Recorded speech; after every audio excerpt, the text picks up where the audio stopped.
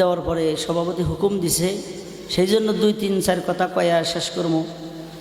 আমি কইতেছিলাম যে মা বাবাকে যদি কষ্ট দিয়া দুঃখ দিয়া যদি মক্কায়ও যাই, 5 বারও যদি হজ করি, 5 ওয়াক্ত নামাজ ফরজ হওয়ার থেকে নিয়ে মৃত্যু পর্যন্ত যদি পড়ি, এই মা বাবা যদি কষ্ট একটা ছেলের প্রতি পায় যে আমি এই ছেলে আমাকে কষ্ট দিয়েছে, তাহলে জান্নাত যাওয়া সম্ভব হবে না। তার একটা উদাহরণ আমি আপনার মাঝখানে তুলে ধরব। আল্লাহর নবী মুসা, আল্লাহর নবী, আখির নবী, আমার আপনার নবী হুজুর আকরাম সাল্লাল্লাহু আলাইহি ওয়াসাল্লামের একটা সাহাবা ছিলেন। এই সাহাবার নাম ছিল আলকামার রাদিয়াল্লাহু তাআলা আনহু। এক সময় মৃত্যুর শয্যায় সজ্জিত হয়ে গেলেন। সমস্ত সাহাবারা উনাকে কলেমা পড়াবেন, কলেমা কয়া কয়া দেন, কলেমা পড়ো, কলেমা পড়ো। আলকামার রাদিয়াল্লাহু তাআলা আনহু উনার মুখ থেকে, উনার জবান থেকে কলেমা আসে না, কলেমা পড়তে পারলেন না। এই কথাটা আমার আপনার নবী হুজুর আকরাম সাল্লাল্লাহু আলাইহি ওয়াসাল্লামের সম্মুখে ওই সাহাবারা বললেন, ও আল্লাহর নবী, আপনার একটা সাহাবা আলকামার রাদিয়াল্লাহু তাআলা আনহু মৃত্যুর সময় কলেমা পড়তে পারতেছে না, আপনি কি উনার জায়গায় যায়া আপনি কি আপনার জবান দিয়া কলেমা বলে দিবেন? আল্লাহর নবী সাল্লাল্লাহু আলাইহি ওয়াসাল্লাম এই কলেমা পড়ার জন্য আলকামার রাদিয়াল্লাহু তাআলা আনহুর সম্মুখে চলে গেলেন। যায়া আল্লাহর নবীর জবান দিয়া বললেন, লা ইলাহা ইল্লাল্লাহ বলো। কিন্তু আলকামার রাদিয়াল্লাহু তাআলা আনহু জবান খুলতে পারলেন না, জবান খুলতে পারলেন না। আল্লাহর রাসূল সাল্লাল্লাহু আলাইহি ওয়াসাল্লাম বুঝে গেলেন, ও সাহাবা, ইনার কি মা বেঁচে আছে? ওই সাহাবারা বললেন, হ্যাঁ হুজুর, উনার মা বেঁচে আছে, উনার মা ওই বাড়িতে কুড়া ঘরে শুয়ে আছে।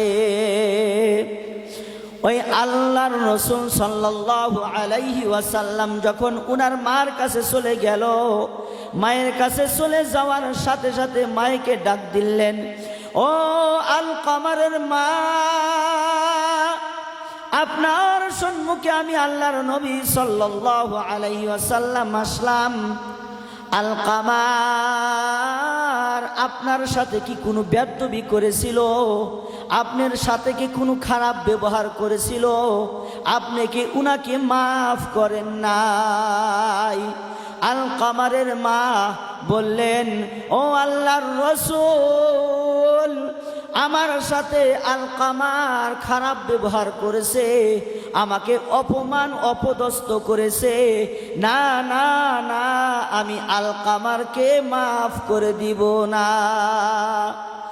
আল্লাহর রাসূল সাল্লাল্লাহু আলাইহি ওয়াসাল্লাম আলকামারের মায়ের জবান দিয়ে এই কথা শোনার সাথে সাথে বললেন, ও সাহাবারা শোনো, আলকামারের মা মাফ করলেন না, উনাকে জিন্দা জ্বালায়া দেওয়া হোক। সমস্ত সাহাবাদেরকে হুকুম করা হলো, ও সাহাবা, এক জায়গায় আগুন নিয়ে আসো, আগুন নিয়ে আসার পরে খড়িতে আগুন লাগায়া দাও, ওই আলকামারকে খড়ির মধ্যে উঠায়া জ্বলায়া দাও। এই কথাটা আলকামারের মাকে বললেন, ও আলকামারের মা, আপনি যদি মাফ নাই করেন, আমি আল্লাহর রাসূল উনাকে আপনার সম্মুখে জিন্দা জ্বলায়া দিতেছি।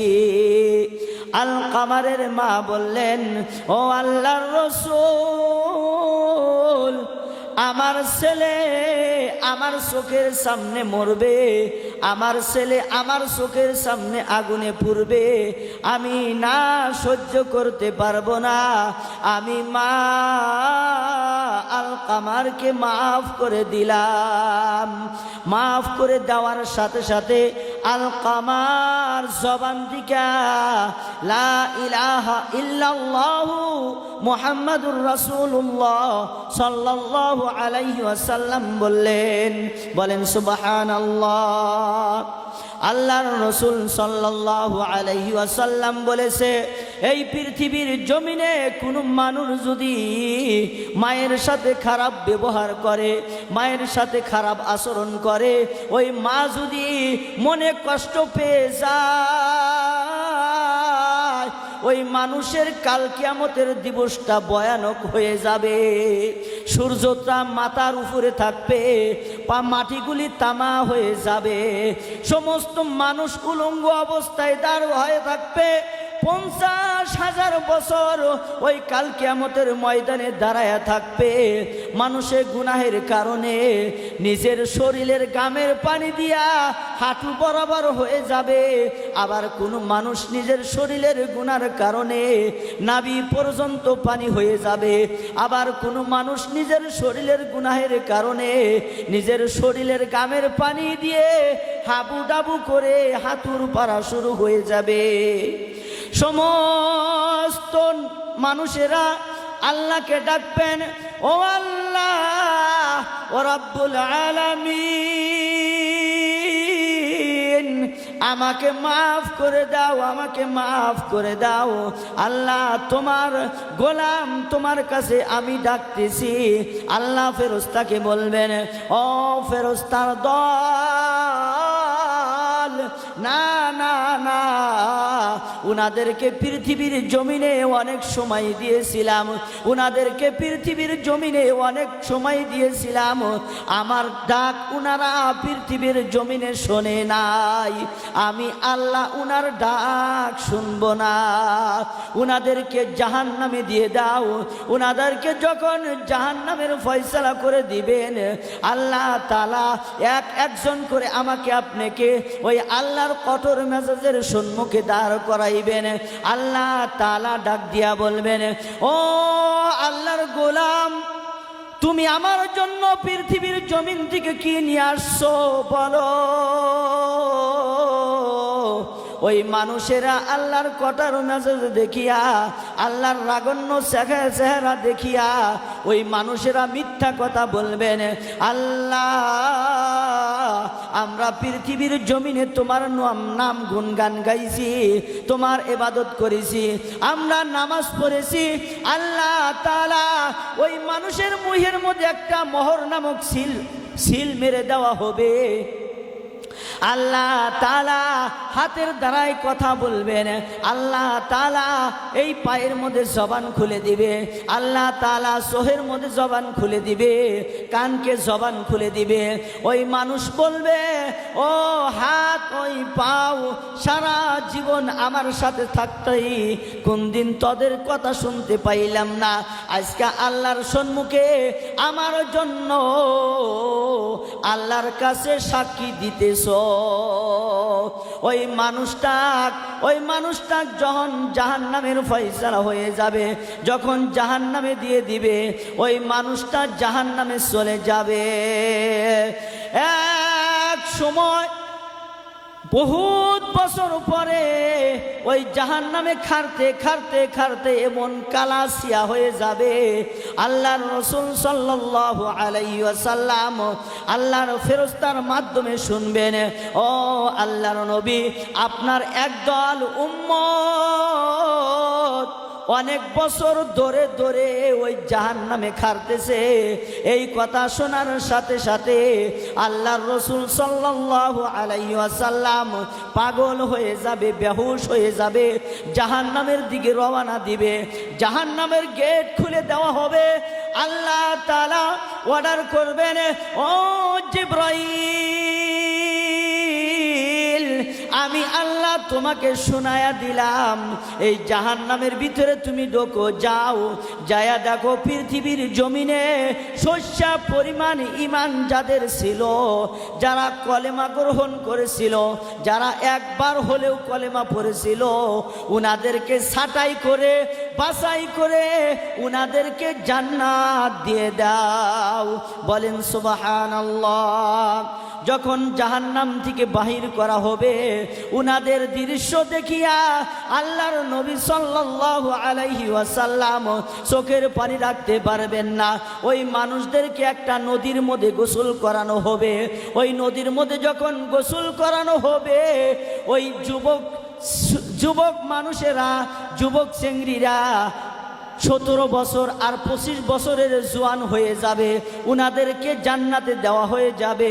জান্নাতে দেওয়ার পরে উনারা যে জাহান্নাম খেটে আল্লাহর রাসূল সাল্লাল্লাহু আলাইহি ওয়াসাল্লামের সুপারিশিতে জান্নাত পেয়ে গেল, এর জন্য উনাদের গলার তলে একটা কালো দাগ থেকে যাবে। সমস্ত জান্নাতি লোক, আগে যারা জান্নাতে ছিল, ওই জান্নাতি লোকরা এই জাহান্নামী খাটা মানুষগুনা দেখে দেখে, ওই কালা দাগ দেখে দেখে টিটকারি করবেন, আমরা একই সমাজে থাকতাম, একই গ্রামে থাকতাম, আজকে আমরা মৃত্যুর পর থেকে নিয়ে জান্নাতি হয়ে আসি, আর তোরা মৃত্যুর পর থেকে নিয়ে তোরা জাহান্নামী আসিলি। আল্লাহর রাসূল সাল্লাল্লাহু আলাইহি ওয়াসাল্লামের সুপারিশ করার কারণে তোরা জান্নাত পেয়ে গেলি, আমাদের সাথে তোরা মিশবি না। ওই জাহান্নামী লোকরা যখন জান্নাতে চলে যাবে, আল্লাহর কাছে ফরিয়াদ জানাইবেন, ও আল্লাহর রাসূল, আপনি যখন সুপারিশ করে আমাদেরকে জান্নাত দিয়ে দিলেন, আর একটা কাম আপনি আমাদের জন্য করেন। আল্লাহর কাছে এই কথাটা বলেন, এই গলার তলে দেশে একটা কালো দাগ আছে, এই দাগটাও আল্লাহর কাছে বলে বলে এই কালো দাগটাও মিশিয়ে দিতে বলতে। আল্লাহর রাসূল সাল্লাল্লাহু আলাইহি ওয়াসাল্লাম ওই উম্মতের জন্য ওই কালো দাগটাও আল্লাহর কাছ থেকে সুপারিশ করে মিশে দেওয়া হবে। বলেন সুবহানাল্লাহ। আল্লাহর নবীর সাহাবা আবু বকর সিদ্দিক রাদিয়াল্লাহু তাআলা আনহু পৃথিবীর জমিন থেকে জান্নাতের সার্টিফিকেট পেয়ে গিয়েছিলেন। জান্নাতের সার্টিফিকেট পাওয়ার পরও গাছের যখন পাতা দেখতেন, ওই গাছের পাতা ধরে ধরে বলতেন, ও গাছের পাতা, তোমরাই কত না ভাগ্যবান। রাস্তার মোড়ে যদি একটা গরু দেখতেন, ওই গরুকে দেখে দেখে বলতেন, ও গরু, তোমরাই না কত ভাগ্যবান, তোমরা মৃত্যুর পরে আল্লাহর দরবারে যাইতে হবে না। আল্লাহর নবীর সাহাবা জান্নাতি সার্টিফিকেট পাওয়ার পরেও ওই কঠিন কিয়ামতের দিবসের কথা ভেবে ভেবে কাঁদছে আর চিন্তা করেছে। আমরা গুনাহগার উম্মত হয়েও ওই কবরের কথা, কঠিন কিয়ামতের দিবসের কথা মনে করি না। যাই হোক, অনেক কথাই বললাম। কথার ভিতরে যদি কোনো ভুল ত্রুটি হয়, আল্লাহর রাস্তায় ক্ষমা করবেন, আর বেশি বেশি দোয়া করবেন, যাতে করে মানুষের মাধ্যমে কোরআন এবং হাদিস থেকে বলতে পারি। এতটুকু বইলা আমার বক্তব্য আমি শেষ করছি। ওয়া আখিরু দাওয়ানা আনিল হামদুলিল্লাহি রাব্বিল আলামিন। ধন্যবাদ হাফিজ মৌলানা।